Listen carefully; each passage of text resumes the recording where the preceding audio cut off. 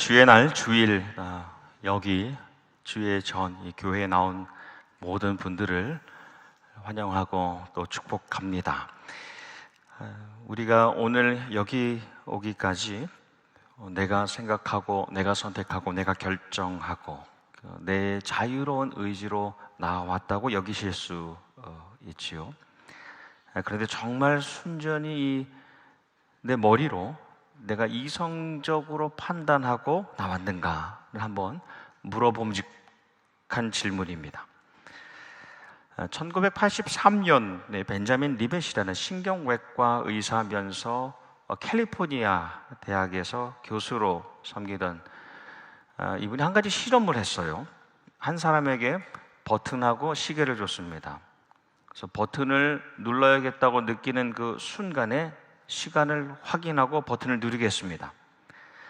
그때 그 사람의 뇌파를 분석해 보니까요, 그가 버튼을 누르는 그 시간보다 약 0.4초 전에, 0.3초에서 0.5초 전에 그의 뇌가 이미 그 버튼을 누를 준비를 하고 있었다는 겁니다. 별로 아직 놀라지 않으시는데요. 예를 들어서 쉽게 말하면 내가 오늘 저녁 식사로 된장찌개를 먹을지 스테이크를 먹을지 고민하다가 결국 이 된장찌개를 딱 골랐는데 내가 그 선택을 의식하기도 전에 이미 이 된장을 먹는 신호를 보낸다는 겁니다. 그 후에 25년이 지나서 2008년에 존 딜런 헤인즈 연구팀이 비슷한 실험, 조금 다른 실험을 했는데요. 14명의 사람에게 양손에 두 버튼을 쥐어줬습니다. 그래서 오른손, 왼손 이 버튼을 들고 화면에 일단 아무 알파벳이나 딱 뜰 때에 누르고 싶은 대로 오른손이든 왼손이든 버튼을 누르겠습니다. 그 순간 이 MRI로 그 뇌파를 관찰해 보니까요, 내가 어떤 버튼을 눌러야 되겠다, 오른쪽 버튼, 왼쪽 버튼 어떤 버튼을 누려야 되겠다라고 결정하기 10초 전에 이미 그것을 결정하고 준비하고 있었다는 겁니다. 이렇게 미리 예측할 수 있게 되니까요, 나랑 가위바위보를 해서 항상 나 자신을 이길 수 있는 로봇을 만들 수 있게 됐어요. 내가 뭘 낼지 결정하기 전에 이미 그것을 파악할 수 있게 되었기 때문입니다. 이 실험들이 있고 난 다음에 많은 사람들이 그러면 인간에게는 자유로운 의지가 없다라고 말하는 사람들이 있어요. 그거는 자유의지라는 것은 환상일 뿐이고 우리에게는 사실 선택권이 없다는 거예요. 그래서 우리는 그냥 뇌가 작용하는 대로, 작동하는 대로 거기 반응하면서 살아가는 거라고 말하는 사람들이 있었습니다. 또 어떤 사람들은요, 우리가 뭘 하든지 상관없이 이미 그것이 다 결정된 것이라면 굳이 뭘 하려고 할 필요가 있겠는가라고 생각하는 결정론자들도 있었습니다. 더 나아가서 그러면 하나님이 모든 것이 결정됐다면 하나님이 계실 필요가 없는 것 아니냐, 그러니까 하나님 계시지 않다라고 말하는, 주장하는 사람도 있었습니다. 여기까지. 근데 여러분, 한 가지 분명한 것은 우리가 순간적으로 또 즉각적으로 내가 이성적으로 합리적으로 결정하는 것, 그것이 우리의 삶을 만들어 가는 것은 아니라는 겁니다. 그것이 아니라 이미 우리 내면에 계속해서 우리가 쌓아온 것, 우리 내면의 중심에 계속해서 쌓아온 것이 그 결정하는 순간에 나타나게 되고 발현하게 되는 것이 우리를 이뤄간다는 것이죠. 그러니까 우리에게 자유의지가 없다라는 것도 옳지가 않아요. 또 모든 것이 결정되었으니까 이라는 것도 옳지 않습니다. 더 나아가서 하나님께서 계실 이유나 목적이 필요 없다라는 것도 잘못된 말이에요. 우리에겐 분명한 하나님께서 주신 자유로운 의지가 있어요. 그래서 우리가 많은 결정을 하면서 살아가는데 그것은 내가 즉시로 일어나는 어떤 머리에 이성적인 그런 반응이 아니라 이미 우리 깊은 곳에 조성되어 있는 중심, 저는 그것을 마음이라고 표현하고 싶은데 신앙적으로 말하면 심령이고요, 그것이 오늘 우리로 하여금 여기에 나오게 한 것이죠. 우리 마음 깊은 곳에 있는 그 마음이 우리로 하여금 오늘 여기 있게 한 겁니다. 마태복음 15장 말씀에 보면 예수님께서 갈릴리를 중심으로 사역하시는데 예루살렘에서 사람들이 왔어요. 일개 무리가 왔는데 보니까 바리새인들과 율법학자들이 왜 왔나 보니까 그들이 예수님의 제자를 지적하려고 왔습니다. 당신의 제자들은 왜 우리 장로들의 전통을 지키지 않는 겁니까? 그들은 빵을 먹을 때 손도 씻지 않고 먹고 있어 라고 추궁을 해요. 그때 예수님께서 응답하신 것들 가운데 우리가 잘 아는, 입으로 들어가는 것이 사람을 더럽게 하는 것이 아니라 입에서 나오는 것이 사람을 더럽힌다라고 말씀하시죠. 그 후에 베드로가 무슨 말씀이시죠? 그 비유가 의미가 무엇입니까? 다시 묻습니다. 그때 예수님께서 하신 말씀이 입에서 나오는 것은 그 마음, 내면의 중심에서 나오는 것인데 그것이 사실 사람을 더럽힐 수 있다는 겁니다. 내 마음에서 나오는 것이. 이어서 누가복음 6장 말씀에 보면 예수님께서 좋은 나무와 나쁜 나무 비유를 말씀하시지요. 좋은 나무, 나쁜 나무, 좋은 열매, 나쁜 열매. 나무는 각각 그 열매로 알게 되는데 선한 사람은 말씀에 마음에 쌓아놓은 그 선에서 선을 내고, 악한 사람은 마음에 계속하여 쌓아놓은 그 악에서, 다른 번역에 보면 갈무리한 악에서 악을 내나니 이는 마음에 가득한 것으로 입으로 말함이니 라는 겁니다. 그러니까 우리가 어떤 나무가 될 것인가는, 우리가 어떤 나무인가는 열매를 통해서 알 수 있고, 모든 열매는 우리의 깊은 내면의 중심이 마음으로부터, 심령으로부터 비롯된다는 겁니다. 오늘 여기에 나오신 여러분은 이미 좋은 나무인 줄 믿습니다. 네. 그렇게 예배라는 열매를 맺으시는 거잖아요. 오늘 우리 가정의 달 5월을 지나면서 한 달간 이 잠언 말씀을 함께 나누고 있습니다. 이 잠언 말씀은 솔로몬이 마치 아버지와 같이, 어머니와 같이 이 부모의 마음으로 자녀 손들에게 주는 말씀이에요. 특별히 젊은 이들에게 주는 지혜로운 훈계입니다. 구절구절이 이제 시잖아요. 이 운율도 있고요. 상당히 좀 아름다운 말씀으로 가득 차 있습니다. 근데 이 정말 수많은 보석과 같은, 이 진주와 같은 구절들을 꿰낸 줄과 같은 핵심 말씀이 있죠.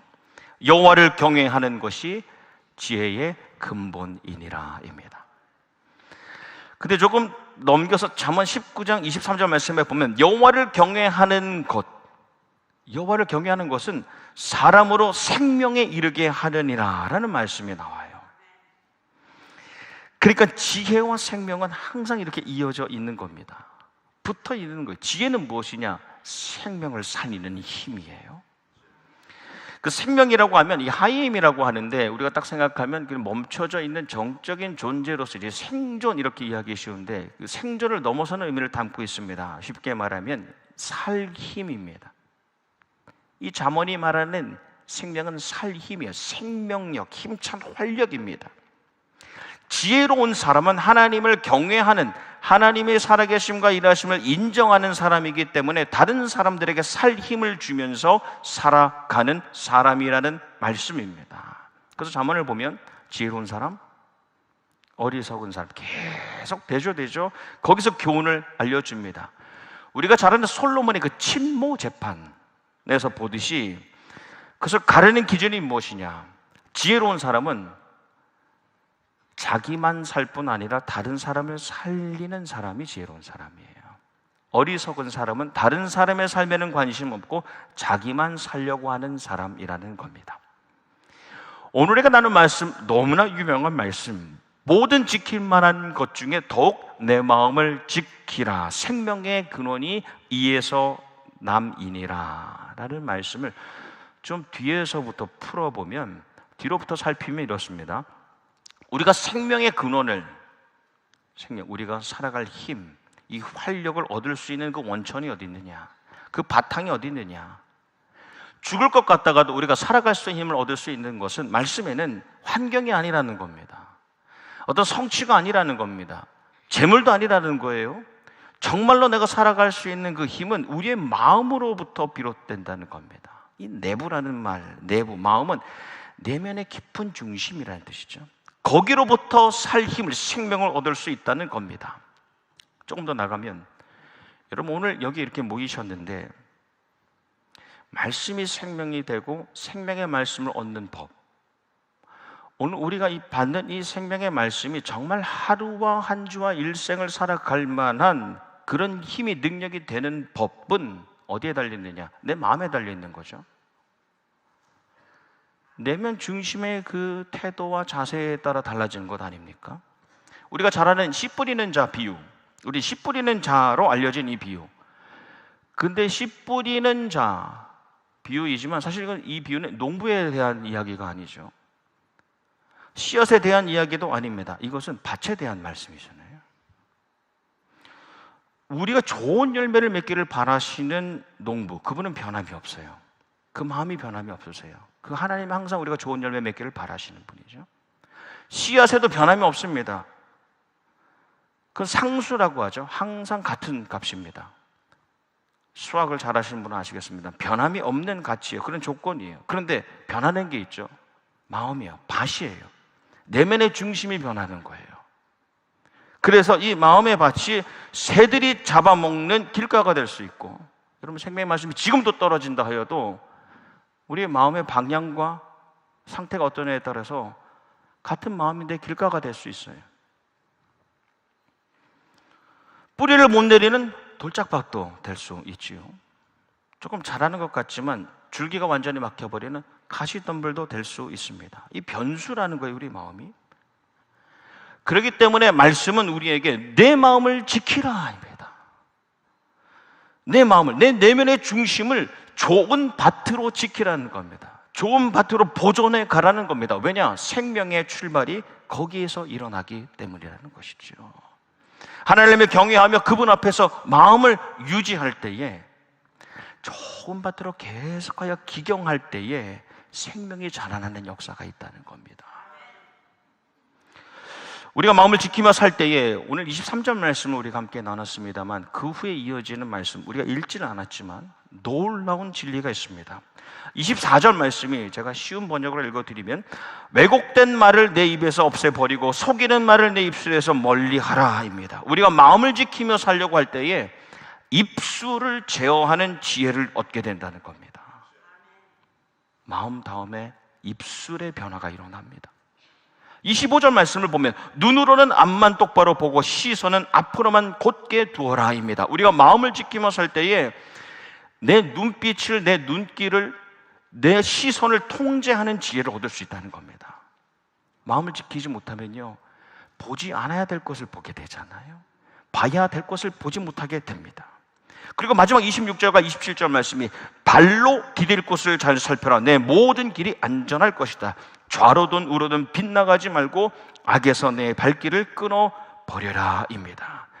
마음을 잘 지키면 우리가 걸음을 조정하고 때로는 조절할 수 있는, 이 발걸음의 속도를 조절할 수 있고 인생의 결정을 조정할 수 있고 인생의 방향을 조정할 수 있는 지혜를 얻게 된다는 겁니다. 우리 마음의 방향과 상태가, 이 마음의 길이 어떻게 잡혀 있느냐에 따라서 우리의 말의 길이 달라져요. 우리 눈의 길이 달라져요. 우리 발의 길이 달라지는 겁니다. 우리의 마음이 개혁되면요, 마음이 완전히 변화되면요, 다른 사람에게 새로운 이 살 힘을 줄 수 있는, 생명을 주는 지혜로운 입이 되고 지혜로운 눈이 되고 지혜로운 발과 지혜로운 생이 되는 줄 믿습니다. 그래서 내 마음을 기경한다는 것, 내 마음 항상 좋은 밭으로 유지한다는 것이 모든 열매의 시작이 됩니다. 내 기경된 마음이 이미 어떤 열매를 맺게 될 것인가를 미리 보여준다는 겁니다. 참을인자 세시면 살인도 면한다 라는 말이 있죠. 일전에 나눈 기억이 있습니다. 살인인자의 한자를 나누면 위에는 칼날인자의 마음심자를 씁니다. 무슨 그림이냐? 이 단어는 가슴에 칼날이 바로 와 있는, 바로 앞에 와 있는 그런 모습입니다. 그럼 어떻겠어요? 마음이 심하게 흔들리지 않겠습니까? 네. 내가 하고 싶은 마음을 참아내고 있는 모습이에요. 당나라 시대에 장공예라는 이가 있었습니다. 이 인물은 뭘로 유명하냐면 구세 동거로 유명했어요. 구세, 9세대가 동거, 같이 사는 가정을 이룬 사람이에요. 9세대가 같이 산다. 대단한 것이죠. 그래서 이 수백 명의 자녀손들이 함께 살아가고 있었기 때문에 그 당나라 고종이 집을 찾아왔습니다. 가정을 방문해서 어떻게 그렇게 많은 수백 명의 가족이 구대를 이루면서 살고 있습니까? 라고 물었습니다. 근데 장공예가 붓하고 벼루하고 종이를 달라고 해서 글씨를 쓰죠. 그때 쓴 것이 참을인자를 쓰는 거예요. 네. 참을인자를 내 가슴에 칼이 다 있지만 하고자 하는 대로 하지 않는, 그것을 100번 써서 그것을 임금에게 올립니다. 거기서 나온 말이 100인이에요. 100번을 참아서 가정을 화목하게 한다. 저희도 참 도전이 되는 말씀입니다. 100번의 화를 참아 화목을 이뤄낸다. 이것이 우리 가정과 교회 이 공동체를 살아가게 하는 법이고, 이 공동체가 다른 생명을 살리는 법입니다. 마음을 지키는 법입니다. 우리가 그 지혜로운 마음을 소유할 수 있기를 소망합니다. 가정과 교회 공동체를 보면요, 서로가 서로의 마음을 지켜갈 때, 내가 내 마음을 지켜갈 때 하나님께서 그 공동체를 지켜가시는 것을 보게 됩니다. 놀랍죠? 한 개인이 자기의 마음을, 하나님을 경외하는 마음을 지켜가니까 그 공동체가 아름답게 변화되는 것을 보게 됩니다. 참아내는 거예요. 다 같이 할 수 있음에도 하지 않는 겁니다. 그 마음을 계속 지켜가니까요, 우리 성도들이 하는 말이 달라져요. 입이 달라져요. 손이 달라져요. 그렇죠? 지혜로운 삶으로 변화되고 그것을 통해 많은 생명을 살려가게 됩니다. 여러분, 사도 바울을 향해서 많은 공격이 있었죠. 특별히 고린도 교회 교인들이 많이 공격했어요. 그들 가운데에 많은 사람들이 그를 대적하는 이들이 있었어요. 그 중에 하나가 무엇이냐? 그를 보면 아주 유창하고 그를 보면 아주 담대한 인물 같은데 이 말하는 걸 보면 너무 약한 사람인 거예요. 부족해 보이는 겁니다. 근데 겉으로 보는 모습이 그 육신으로 볼 때에 볼품이 없어 보이는 겁니다. 그래서 세상의 관점에서 비난을 했습니다. 그 사도 바울이 고린도 교회로 다시 편지를 보내잖아요. 다시 보낸 고린도 후서 10절 10장 말씀에 보면 우리는 육신을 입고 살지만, 그렇죠, 우리는 육신을 입고 살지만 육정을 따라서 싸우는 사람들이 아닙니다. 우리가 싸우는 대상은 무엇이냐? 그것은 눈에 보이는 육신이 아니라 악한 영과의 영적 전투, 영적 싸움이며, 그것을 이길 수 있는 강력한 무기, 유일한 무기는 육적인 무기가 아니라 영적인 능력, 디나토스, 하나님께서 주시는 힘뿐입니다 라고 말하지 않습니까? 디모데후서 1장 말씀에 보면 이렇게 또한 고백합니다. 하나님이 우리에게 주신 것은 두려워하는 마음이 아니요 오직 능력과 사랑과 절제하는 마음이니입니다. 능력과 사랑과 절제하는 마음을 누가 주시느냐? 내가 스스로 만들어낼 수가 없어요. 내 내면의 중심을 내가 만들어가는 것이 아니라 오직 하나님께서, 두려운 마음을 주시지 않는 그 하나님께서 능력과 사랑과 절제를 주심으로 우리가 우리의 마음을 지켜갈 수 있다는 겁니다. 솔로몬이 일천번제하죠. 그것은 하나님의 경외함을 보여드리는 겁니다. 그리고 하나님께서 뭘 주세요? 지혜 주시잖아요. 그 지혜를 통해서 뭐 합니까? 아름다운 판결을 내리죠. 그래서 다 죽을 수 있는데 그 생명을 살리지 않습니까? 이 연결되는 거예요. 하나님을 경외하는 자가 얻은 지혜로 생명을 살려가는 겁니다.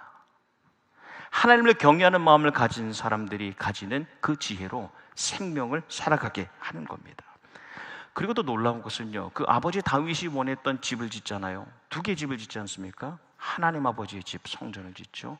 자기 가족 가문을 위한 집을 짓습니다. 왕궁을 짓습니다. 20년 동안. 그래서 계속해서 생명을 살리는 겁니다. 영적인 육적인 생명을 살리게 됩니다. 인류 역사상 최고의 부귀와 영화를 누렸어요. 모든 열국의 지도자들이 부러워했습니다. 그런데 그건 그 전의 스토리고, 왕상 11장 1절 말씀이 이렇게 시작합니다. 솔로몬이 바로의 딸 외에 이방의 많은 여인을 사랑하였으니입니다. 사랑하다, 이 아하브라는 말은 마음을 두기 시작했다는 겁니다. 근데 이 전체 열왕기 왕상,